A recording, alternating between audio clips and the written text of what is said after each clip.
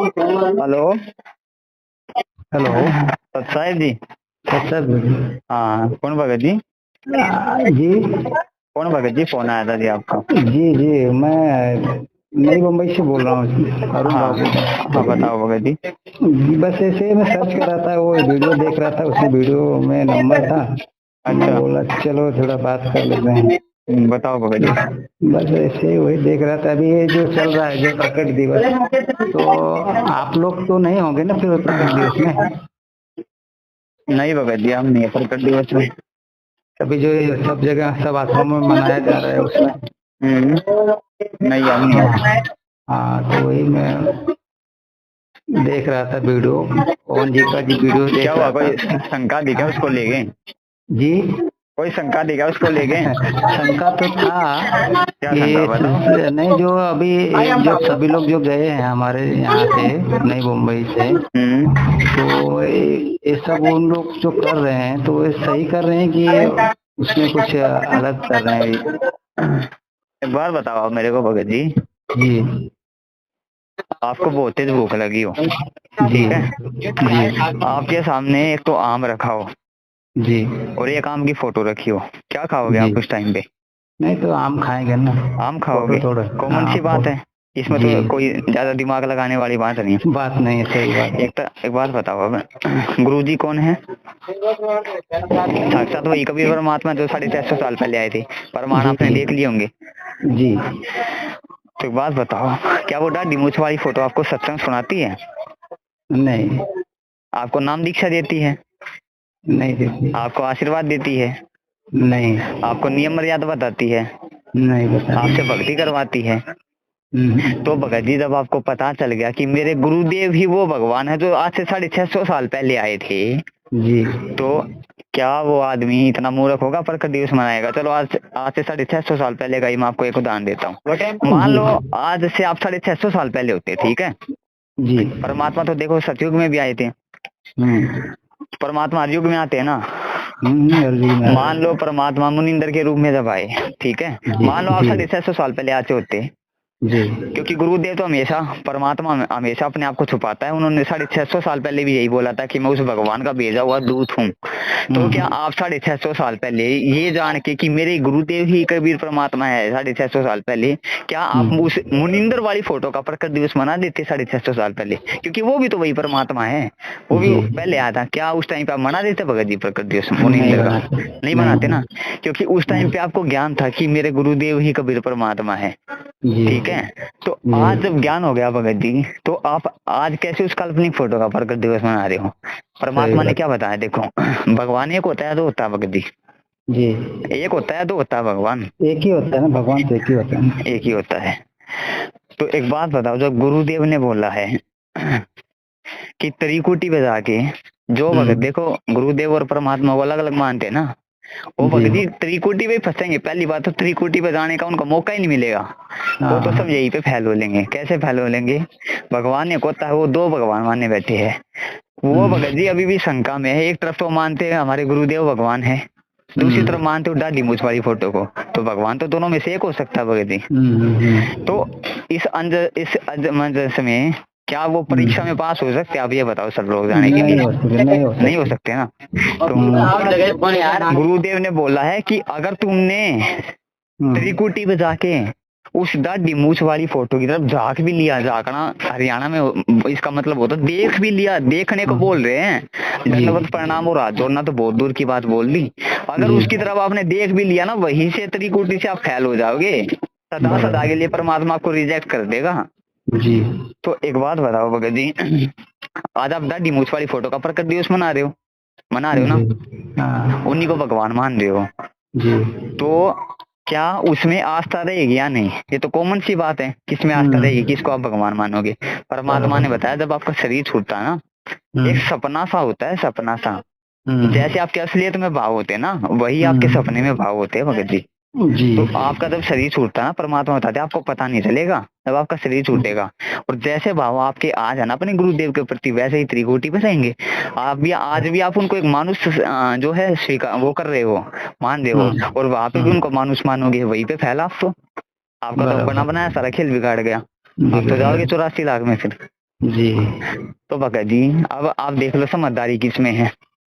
बराबर। अब बताओ मनाओगे प्रकट दिवस कबीर जी का उसका फोटो का? नहीं बना सकते, फोटो पे नहीं मना सकते। तो भगत जी वही तो समझ, अरे देखो जब हमें पता है हमारे गुरुदेव परमात्मा है, 8 जी। सितंबर को उनका तो जन्मदिन मनाया जा रहा है। जन्मदिन मनाना कितनी बड़ी बात होती है, आप समझते हो इस बात को? जी। भगवान का जब इन जन्मदिन मनाना, उस कबीर परमात्मा का जो हमेशा प्रकट होता है उसको जन्मदिन मनाना, मतलब उसको एक मानुष सिद्ध करना है। गुरु मानुष कर जी। जानते थे नरक ये अंधोए दुखी संसार में आज्ञा जम के बंधे। बराबर। हाँ तो भगत जी वो तो गधे की योनि में जाएंगे, नरक में जाएंगे वो जो जिन्होंने जन्मदिन मनाया ना। जी। जन्मदिन किसका मनाया जाता है? मानुष का ही तो मनाया जाता ना, भगवान का जन्मदिन बराबर मनाया जाता है क्या? नहीं मनाया जाता। तो भगत जी ये तो सब नरक में जाने की तैयारी है। जी। सत्य को जी। ने इतने प्रमाण दे दिए गुरुदेव के सत्संग को काट काट के कि वो ही कबीर परमात्मा है। वो भगत जी सीधे सीधे नहीं बोलेंगे कि मैं ही वो कबीर परमात्मा हूँ। उनका जी। काल के साथ में एग्रीमेंट है। बराबर। क्या क्या एग्रीमेंट हुआ था काल के साथ में? एग्रीमेंट ये हुआ था कि काल ने बोला था, गुरु काल ने तो वचन लिया था ना परमात्मा से। एक वचन ये लिया था कि आप अपना ज्ञान देना, जो आपके ज्ञान को स्वीकार करे वो आपका, और जो मेरे ज्ञान को स्वीकार करे वो मेरा। बस भगत जी परमात्मा केवल ज्ञान देगा, स्वीकार करना वो आपकी बुद्धि पे है भगत जी। उसके बाद में फिर बराबर। बराबर। तो भगत जी ये सब जो है फैल होने की उसमें है। जी। तो भगत जी बुद्धिमता नहीं है, बुद्धिमता नहीं है तो बस अपना काम बिगाड़ना है वो प्रकट दिवस मना जी के। मैं ये बोल रहा था कि ये जितना भी बुकें छप रही हैं, ये इसमें सब सही गुरुजी के बताए हुए सब छाप रहे हैं लोग, कि फिर अपने मन से सब छाप रहे हैं? देखो भगत जी चाहे गुरु जी के बताए से छाप रहे हो या ना छाप रहे हो, उन ये जो पुस्तक है ना भगत जी, इनमें इन लोगों ने मिलावट कर रखी है जी। अगर ये ओरिजिनल पुस्तक होती गुरुदेव की, जो परमात्मा ने अपने हस्तकमलों से लिखी थी, ठीक है, तो आप उसको बांट सकते थे। लेकिन परमात्मा के जेल में जाने के बाद में इन लोगों ने ज्ञान गंगा में मिलावट कर दी है भगत जी, जिसको बांटते हैं ना। बहुत सी मिलावट हुआ है, बहुत सी मिलावट हुई है जी। वो, ठीक है। अभी तो कल ये के बात न्यूज में मिलावटी पुस्तकों को अगर बांटोगे आप, और सामने वाला अगर आपके उसमें जो लिखा है उसमें जो मिलावट हुई, उस मिलावट से अगर सामने वाला प्रभावित होता है या कोई गलत क्रिया करता है, तो उसका दोषी और कोई नहीं होगा, आप दोषी होगे। पुस्तक बांटने वाले आप थे भगत जी। परमात्मा कहते हैं ना सहयोगी भी उतना ही दोषी होता है जितना कि वो काम करने वाला। कल तो ये मिलावटी पुस्तकें नहीं बांट सकते भगत जी, मिलावटी पुस्तकें अभी सारी। कल भगत जी कल एक वो यूट्यूब पे आया था, ये जो पुस्तक जो बोलते हैं ना हर महीने में पढ़ने का एक बार, कौन सा पुस्तक का नाम बोल गया मैं, वो जब बोल पड़े। हाँ जो बोल पड़े। अच्छा, उसमें भी किसी ने पढ़ के बोलता है, देखो कितनी बड़ी मूर्खता दिखती है भगत जी। इन्हें भगत जी अगर हर महीने पढ़ने का आदेश देना था तो इन्हें इससे अच्छा तो ज्ञान गंगा का देना चाहिए था भगत जी। हाँ, ज्ञान गंगा में क्या है? ज्ञान है। ज्ञान को बार बार में जब आदमी सुनेगा तो भक्ति नियम मर्यादा भी अच्छा हो चलेगा, दृढ़ होगा भगत, अपने गुरुदेव के प्रति भगवान के प्रति विश्वास बढ़ेगा। लेकिन किसको बार बार में पढ़ा रहे हैं? गुरुद्रोही को।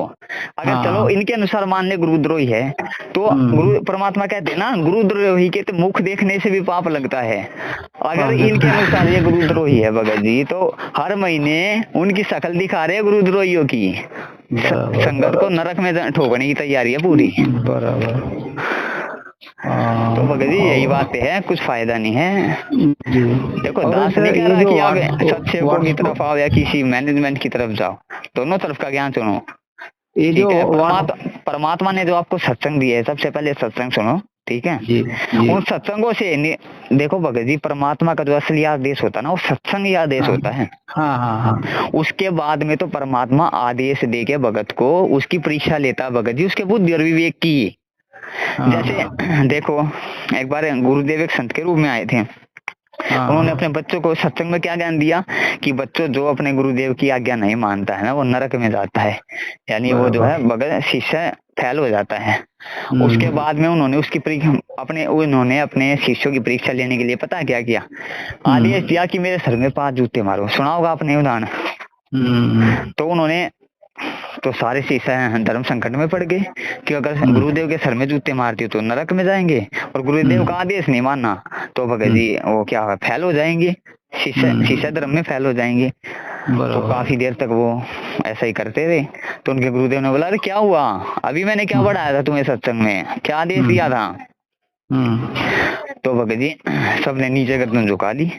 उनमें से एक भगत खड़ा हुआ काफी देर बाद में, गुरुदेव के चरणों में बैठा और अपने ही शीश में 5 जूते मारे, अपने ही सिर में 5 जूते मारे। तो उसके गुरुदेव ने बोला कि बेटा मैंने तेरे सिर में जूते मारने के लिए नहीं कहा, अपने सिर में जूते मारने के लिए कहा है। तो उस शिष्य ने पता क्या जवाब दिया कि गुरुदेव ये शीश भी तो आपका ही है, ये दास का शीश भी तो आपका ही है। बराबर। तब भगत जी वो तो क्या भगत जी आप इसका निष्कर्ष ये निकलता है, तो क्या गुरुदेव ने ये बोला था कि तुम मेरे सिर में 5 जूते मारो? ये भगत जी परमात्मा जो है ना बुद्धि और विवेक की परीक्षा लेता है सत्संग रूपी आदेश दे के। ये तो 27 साल से तो परमात्मा ने सत्संग किया ना, ये है परमात्मा का असली आदेश। ये आदेश परमात्मा देकर आज जेल में बैठा, जेल में वो ऐसे ही नहीं बैठा परमात्मा जी। एक बात बताऊं, असंख्य ब्रह्मांडों का राजा जो फूंक मार दे दुनिया उड़ जाए भगत जी, किसकी औकात है परमात्मा को जेल में बैठा देंगे? है किसी की नहीं औकात। क्यों बैठे आज वो पता आपको? शिष्य अपने भक्तों की परीक्षा लेने के लिए, ये देखने के लिए इन मूर्खों को मैंने 27 साल तक ज्ञान दिया। अब देखता हूँ इन्होंने कितना मेरे ज्ञान को समझा। अगर आपके अनुसार चलो मान लो, या सतलोक आश्रम मैनेजमेंट के पीछे लगे भक्तों के अनुसार मान लो कि वो पीढ़े पर चाहे ऑडियो अगर गुरु जी की भी है ना, तो वो भक्तों की परीक्षा भगत जी वो उनके लिए आदेश नहीं है। असली आदेश परमात्मा का सत्संग रूपी आदेश होता है, वो तो उनकी परीक्षा के लिए परमात्मा कर रहे हैं जी। अच्छा, ये पीला पर्चा जो लेते हैं वो गुरु जी के आदेश से आता है? आदेश से आता हो या ना आता हो भगत जी, उससे हमें कोई लेना देना नहीं होना चाहिए। हमें ये देखना चाहिए वो सत्संगों से मैच करता है नहीं। सत्संगों में क्या बोलते हैं गुरु जी, ये राजनीति भगत के लिए सबसे बड़ा घाटे का सौदा है। राजनीति करने वाला भगत कभी पार नहीं हो सकता। राजनीति और परमात्मा का 36 का आंकड़ा है, और जो संत राजनेताओं के पीछे फिरते वो संत नहीं है। तो क्या ऐसा आदेश है कि इतने सत्संग गुरु जी ने कर दिए राजनीति के ऊपर, क्या उसके बाद में परमात्मा अपने भक्तों से वोट डलवाएंगे? कभी 1 साल कांग्रेस, 1 साल बीजेपी, 1 साल कांग्रेस, 1 साल बीजेपी, ये भगत जी वो डलवाएंगे क्या? नहीं डलवाएंगे। तो भगत जी ये तो देखो कॉमन सेंस वाली बात है, ये तो आपने सोचनी पड़ेगी। मैं बोल रहा था कि अभी बीच में 1 महीना पहले 3-4 तारीख को मई महीना में, मई जून में 3-4 जून को अभी अलीबाग में, अलीबाग में आए थे आप? हाँ, अलीबाग में कोई सत्संग कर रहे थे लोग। हाँ, हम लोग को अभी देखिए भगत जी, हम लोग तो नए जुड़े, यहाँ बम्बई में नए आए हम लोग, यहाँ यूपी से जुड़े, और यहाँ पे नए आए तो यहाँ के लोगों के बारे में उतना बात नहीं हो पाती है। अच्छा। हाँ, वो जहाँ सत्संग हो रहा था तहाँ गए हम लोग और बुक सेवा किए। अच्छा। हाँ, तो वहाँ पे लोग बोले कि वहाँ पे अलीबाग जाना है, सेवा है, गुरु जी का आदेश आया कि सेवा में जाना है, गुरु जी के सेवा में जाना है। तो हम लोग पूछे भाई क्या सेवा है, वो बताएं कि उसी हिसाब से आदमी जाएगा ना। बोले नहीं, वहाँ जाने के बाद पता लगेगा, ये गुप्त सेवा बताई गई है, वो गुप्त सेवा है। वहाँ हम लोग 4 बजे तक इकट्ठा हो गए, सब लोग 30-40-50 लोग इकट्ठा हो गए। 4 बजे कुछ लोग आए गाड़ी से, तो बोले कि ऐसा बात है, कुछ भगत लोग यहाँ पे सत्संग कर रहे हैं, वो क्या कुछ तो कर रहे हैं लोग, सत्संग कर रहे हैं कि कुछ ऐसा कुछ बताया लोग, कुछ कर रहे हैं लोग। उनको मना करने के लिए गुरुजी, वो लोग देशद्रोही है, गुरुद्रोही है लोग, उनको गुरुजी ने अपने हाथों से लिखी हुई पेन से लिख करके अपने हाथों से इनको दिया है। तो एक बार बताओ, अगर आप इस कानून के हिसाब से चलोगे तो देश दुनिया वालों ने तो भगत जी देश ने तो परमात्मा को देशद्रोही साबित कर रखा है, तो क्या परमात्मा देशद्रोही हो गई? नहीं, देशद्रोही नहीं हो गया वो, लेकिन कानूनी कार्रवाई से वो है ना देशद्रोही, है या नहीं है ना? लेकिन आपने किस चीज को आधार बनाया उस टाइम पे कि वो देशद्रोही है या नहीं? ज्ञान को आपने आधार बनाया, उनके ज्ञान को सुना, ठीक है? इसी प्रकार भगत जी एक पीला पर्चा लिखने में लेके जाओ, मैं दे दूंगा परसों। हाँ बोलिए। इसी प्रकार भगत जी, ये भगत जी डिजिटल युग है, ये कोई वो नहीं है, सतयुग है। इसमें उस पर लिखा रहा है, उसमें वीडियो चल रही है कि वो गुरु जी है, या आपके पास कोई दिव्य दृष्टि, आप दिव्य दृष्टि से देख लोगे कि वो मेरे गुरुदेव का ही आदेश है। ये भगत जी काल का युग है, ये बिचली पीढ़ी का समय है। इस टाइम पे काल है ना पूरा जोर लगाएगा एक एक आत्मा को फांसने के लिए। साम दान दंड वेद हर तरफ से भगत जी काल चलेगा, चाल है हर भगत को फांसने के लिए भगत जी, एक एक आत्मा को तोड़ने के लिए। बराबर। कल को मैं फिर पर्चा लिखे दे दूंगा और बता दूंगा गुरु जी का फिर पर्चा है। हाँ हाँ, तो क्या मान लोगे आप? नहीं मान लेंगे। नहीं करोगे भगत जी, यही तो परीक्षा है भगतों की असली। संगत की परीक्षा क्या असली, यही तो है। ज्ञान आधार से चलना, यही परीक्षा है भगत जी असली। ये अभी व्हाट्सएप पे बोलते हैं लोग, फेसबुक पे बोलते हैं, ट्विटर पे बोलते हैं, और क्या जगह जगह बोलते हैं कि लोग शेयर करो, मैसेज करो, ये सब करो। ये सब गुरुजी का आदेश है सर। मैं आपको वही तो बता रहा हूँ भगत जी, ज्ञान आधार से आपने निर्णय करना पड़ेगा उस चीज का जी। इसीलिए मैं तो ज्ञान आधार से ही निर्णय करके, मैं तो फेसबुक नहीं चलाता हूँ, और अभी ट्विटर पे, मैसेंजर पे, और ये क्या बोलते हैं इंस्टाग्राम पे, ये जो मैसेज होता है तो वो लोग बोलते हैं कि शेयर करो, वीडियो शेयर कर रहे हो आप, दोस्ती हो रहे हो भगत जी, उल्टे हैं आप। मैं शेयर नहीं कर, आप शेयर कर रहे हो वही मिलावटी पुस्तक हो, उनको वही पड़ेगा, उसमें दोष फिर आप किसका लगेगा, आपको ही तो लगेगा, किसी और को थोड़ी लगेगा। बराबर बराबर। तो ये शेयर करने से अच्छा तो भगत जी पहले आप एक काम करो, फेसबुक चलाओ, पवन दास इज लाइव के नाम से फेसबुक पेज है, उस पर ज्यादा से ज्यादा वीडियो देखो पहले। नहीं मैं यूट्यूब पे कोई दबाव नहीं डाल रहा है, दास केवल आपको एक सुझाव दे रहा है। यूट्यूब पे सर्च करो शंकर समाधान या संत रामपाल जी भगवान, जो वीडियो आए सच्चे को वो देखो ज्यादा से ज्यादा। पहले भगत जी 2-3 महीने का वीडियो, 1-2-3 महीना तो बहुत कह दी मैंने, आप 1 हफ्ता वीडियो देख के देख लो, आपको नीर खीर का निबेरा कर देगा परमात्मा भगत जी। बराबर। ये अगर हमारी बातचीत हो रही है ऐसे नहीं हो रही है, परमात्मा करवा रहे हैं, क्योंकि परमात्मा आपको काले जाल से निकालना चाहते हैं, ये परमात्मा की दया है आप पे। बराबर जी। इसलिए भगत जी वो आपको काले जाल से निकालना चाहते हैं परमात्मा। बराबर, इसलिए हमारी बातचीत हो रही है। मैं तो उनसे ही बात करने का मैं सोचा, उनका नंबर होएगा, पवन जी का नंबर होएगा तो बात करेंगे। ये सतगुरु हेल्पलाइन नंबर है, 3रा नंबर है जो आपने मिला है, सतगुरु हेल्पलाइन के पास नहीं रहता ये जी। चलिए कोई बात नहीं, आपसे बात कर लिया तो सब, इसलिए उनसे ही बात होगी। नहीं हाँ, कोई शंका तो नहीं रही ना भगत जी अभी? और भी हाँ बोलिए बोलिए। अभी कोई भगत जी शंका तो नहीं है ना प्रकट दिवस को लेके? नहीं नहीं प्रकट दिवस मैं पहले से जाओगे ना, नहीं था जाओगे प्रकट दिवस मनाने तो उल्टे दोषी होगे, दोषी कैसे बनाओगे? नहीं मैं जाना वाला था भगत जी, परमात्मा एक होते हैं, और अगर आप प्रकट दिवस हम मनाओगे तो भगत जी इससे ये सिद्ध होगा कि आपने परमात्मा 2 माने हैं। क्योंकि भगत जी एक तरफ तो आप बोल रहे मेरे गुरुदेव भगवान, दूसरी तरफ उस दाढ़ी मूछ वाली फोटो का प्रकट दिवस मना के आप उसको भगवान साबित कर रहे हो। बराबर। तो भगवान भगत जी भगवान तो नहीं हो सकता, और दो भगवान मान के चलेगा ना भगत जी। उसका तो भगत जी फिर उसको तो मर्यादा से गिरेगा, सीधी बात, मर्यादा से गिरेगा परमात्मा की। ये भगत जी छटनी का समय चल रहा है, ये आखिरी समय चल रहा है भगतों का। जी जी। एक बात बताओ, आज ये संगत जो है मैनेजमेंट के पीछे लगी हुई, तो आए दिन संगत देख लेना, आप अकाल मौत मर रही है। अरे संत रामपाल जी का भगवान हो गया और अकाल मौत है भगत जी, हो नहीं सकता, ये तो बहुत दूर की बात है। बराबर। परमात्मा क्या बोलते हैं, मेरे भगत को काटा नहीं लग सकता। बराबर। अगर थोड़ी बहुत ऊंच नीच भी होती है तो उसकी मर्यादाओं के कारण, उसकी जो है सेवा भाव के कारण होती है। थोड़ी बहुत भी अगर ऊंच नीच होती है तो, और संत रामपाल जी वो भगत हो गए, थोड़ी बहुत ऊंच नीच तो छोड़ो, ये अकाल मौत मर रहे हैं। तो मैं क्या बोल रहा था भगत जी कि अभी जो हम लोग नाम लिया है, हमारे घर में अभी 3 लोग हम लोग नाम लिया है, फैमिली हमारे भगतमती और एक बच्ची नाम लिया, अभी बहुत 3-4 लोग है बाकी नाम लेने के लिए। तो अभी जो नाम लेना रहेगा तो फिर कहाँ से लेंगे नाम लेने का? देखो अभी जो है ना कोई वो है नहीं भगत जी, अभी उसके लिए आपको, आपने नाम ले रखा है? हाँ मैंने तो नाम ले रखा है। किसके लिए चाहिए फिर आपको नाम? नहीं मेरे लिए नाम नहीं चाहिए, अगर हमारी भगतमती लिया है, एक बच्ची लिया है, ठीक है, उन्होंने ले लिया। हाँ 2 बच्चे और बाकी हैं लेने के लिए नाम, तो क्या करना उनके लिए, अगर उनको नाम लेना रहेगा तो देखो भगत जी उसके लिए जो है ना परमात्मा ने संकल्प नाम दीक्षा बताई है। अब संकल्प नाम दीक्षा क्या होती है? संकल्प नाम दीक्षा में भगत जी उनको तीनों समय की आरती करनी होगी, ठीक है, आरती करनी होती है, परमात्मा के सत्संग सुनने होते हैं, और सबसे जरूरी भगत जी नियम मर्यादाओं में रहना होता है, जो परमात्मा ने नियम बताए हैं। ये है सबसे जरूरी, नियम मर्यादाओं में रहना भगत जी।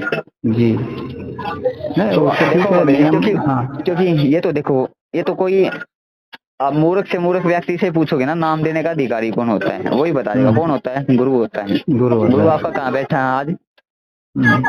आपका गुरु कहाँ बैठा? जेल में बैठा ना। क्या आपने गुरु जी का कोई वीडियो देखा है? कि गुरुजी बोल रहे हो कि बेटा मैं इन सबको आदेश देता हूँ नाम दान खेलने का खोलने का जगह जगह पे, क्या आपने कोई आदेश देखा भगत जी? नहीं देखा। एक बात बताओ, अब देखो 2-3 पॉइंट दास आपको गिनवाएगा। 1994 से लेके 2014 तक जब गुरुजी रहे, उन्होंने एक आश्रम के सिवा दूसरा आश्रम कभी नहीं खोला, ठीक है? 20 साल गुरुदेव जब तक अपना ज्ञान दिया। तो एक बात बताओ, 2014 में गुरुजी के जाते ये 550 से ज्यादा नामदान केंद्र खुल गए, क्या गुरुजी दोगले होते हैं क्या भगत जी? परमात्मा दोगला होता है? नहीं होता। परमात्मा का सत्संग भेजूंगा आपको, साफ साफ बोल रखा, ये जगह जगह पे 20-20 आश्रम खोलने ये संतों के काम नहीं है, गुरुदेव ने साफ साफ बोल रखा है। संतों का काम होता है एक आश्रम खोल ले, उसमें प्यार प्रेम से रहे, ये संतों का काम होता है, गुरुदेव ने साफ साफ बोल रखा भगत जी। बराबर। तो परमात्मा दोगला नहीं होता और ना अपने वचन के खिलाफ चलता है। तो क्यों भगत 2014 से पहले क्या भगत जी कोई व्यवस्था नहीं थी ये नामदान केंद्र खोलने की और आश्रम खोलने की? ये 2014 के बाद में कैसे खुल गए? ये तो भगत जी सोचने वाली बातें हैं। बराबर। तो भगत जी नाम देने का आदेश कोई नहीं है। और देखो 2008 में जो है एक भगत ने परमात्मा से प्रार्थना लगवाई थी क्रोथा में, उसका कोई रिश्तेदार था जी। उसने बोला था, परमात्मा उस टाइम पे जेल में थे जी।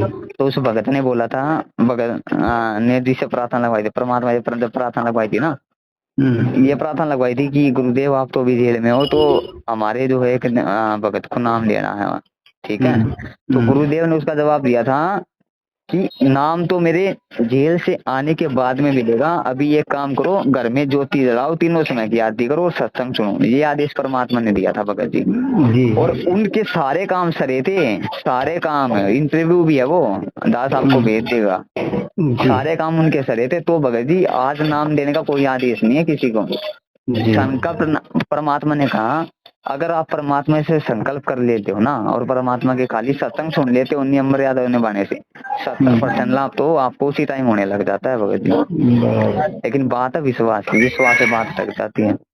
भगत जी मैं बोला कि अभी जो हम लोग जो नाम लिया है, हाँ, तो इस नाम में कुछ प्रॉब्लम?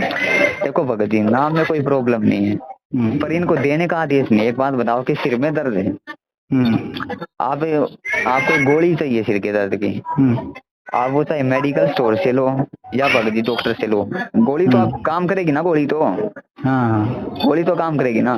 तो इसी प्रकार भगत जी इनको नाम देने का तो आदेश है नहीं, पर देखो उन्होंने इतनी संगत को नाम दे दिया। ये जो आप नाम नाम की जब करोगे ना भगत जी, कमाई करोगे, ये आपके अकाउंट में जुड़ जाएगी। जब आगे परमात्मा जेल से आएंगे और आदेश कर देंगे, तो आप जितनी भी अभी कमाई कर रहे हो ना भगत जी, ये आपकी जुड़ जाएगी। तो आपने जो है उसको छोड़ना नहीं है नामदार को, ठीक है भगत जी? बराबर, वो आपकी जुड़ती रहेगी जी। तो ये जब गुरुजी आएंगे तो फिर से नाम लेना पड़ेगा? वो तो भगत जी परमात्मा ही बताएंगे आने के बाद में क्या लेना पड़ेगा क्या नहीं लेना पड़ेगा। बराबर, ठीक है जी। ठीक है, ठीक है। व्हाट्सएप पे कुछ वीडियो वगैरह जो भी रहेगा भेजते रहिए और देखते रहेंगे, फिर जब टाइम से बात होती रहेगी। आपको कुछ वीडियो भेज देता हूँ सबूतों के साथ में, काफी वीडियो पड़ेगा आज के पास में। जी जी जी, चलिए, ठीक है भगत जी। सत साहिब। हाँ सत साहिब जी, सत साहिब।